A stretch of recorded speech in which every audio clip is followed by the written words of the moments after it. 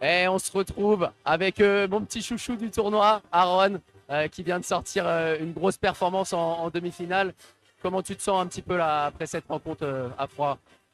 Content parce que voilà, avec l'équipe, on a réussi à aller loin dans le tournoi avec une équipe qui est plutôt jeune par rapport aux autres équipes.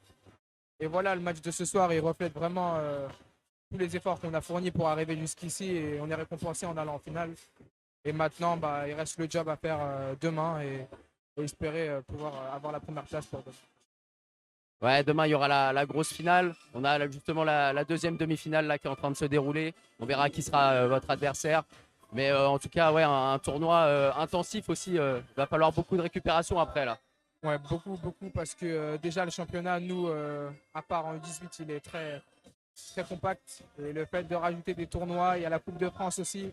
Voilà, ça fait beaucoup de matchs et maintenant on va se reposer et récupérer hein, pour demain. Ouais, clairement, bon, on a parlé un petit peu du tournoi, on va parler aussi un peu de toi. Moi, je t'ai découvert surtout ici. J'avais déjà vu quelques vidéos de toi, mais je t'ai surtout découvert ici. Clairement, je trouve que on sent que tu as ce petit truc spécial et surtout une très belle vision de jeu. C'est quoi un petit peu la suite, là, tes ambitions pour le futur, etc. Mes ambitions, c'est déjà de pouvoir performer l'année prochaine en espoir. Voilà, tout en gardant mon jeu, mon style de jeu sans changer. Et après, dans le futur, voilà, ce serait d'avoir un contrat pro le plus tôt possible et tout en restant moi-même, sans que je change, sans que j'ai des choses différentes, quoi, que je sois moi-même et que j'arrive à performer et à réussir en étant moi, quoi. Ouais, et surtout, on le rappelle, hein, pour ceux qui ne le savent pas, tu as seulement 15 ans. Et ce qui m'a surtout vraiment marqué, que ce soit dans ton jeu ou même toi, dans la manière dont tu es, tu as vraiment déjà la tête sur les épaules, etc. C'est quelque chose qui est important pour toi.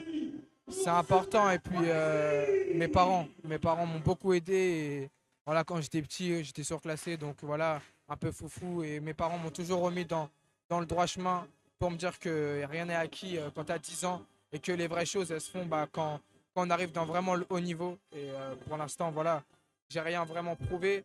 Donc maintenant, il reste des tas de choses à faire et continuer à progresser, quoi. Ouais, bien sûr, on sait que c'est important, hein, toujours l'entourage, ça joue énormément. Et c'est vrai que d'être surclassé, parfois, c'est pas forcément évident aussi de se retrouver avec des gens d'autres générations. Mais en tout cas, tu as réussi parfaitement à t'adapter. Oui, parce que je me suis adapté dès que j'étais petit. J'ai toujours été avec la génération 2007-2008. Voilà, et mon objectif, c'est de rester avec eux jusqu'à que j'arrive au plus haut. Et voilà, et maintenant, à moi de faire le boulot pour pouvoir y arriver. Et est-ce que c'est une ambition pour toi peut-être de viser la NBA? Alors, on a encore le temps, bien sûr, tu n'as que 15 ans, tu vas peut-être encore grandir, etc. Est-ce que c'est un de tes rêves, toi, un peu? La NBA, c'est un rêve pour tout le monde, mais après, c'est qu'est-ce qu'on met pour y arriver. Et maintenant, voilà, j'ai fait des sacrifices et maintenant, voilà, j'essaye de pouvoir y arriver. Et voilà, il faut travailler tous les jours et c'est ce que j'essaye de faire pour pouvoir atteindre mon rêve. Bon, je vais te laisser aller manger et on se retrouve du coup demain pour la finale. Repose-toi bien surtout et on se dit à demain. Merci, bonne journée.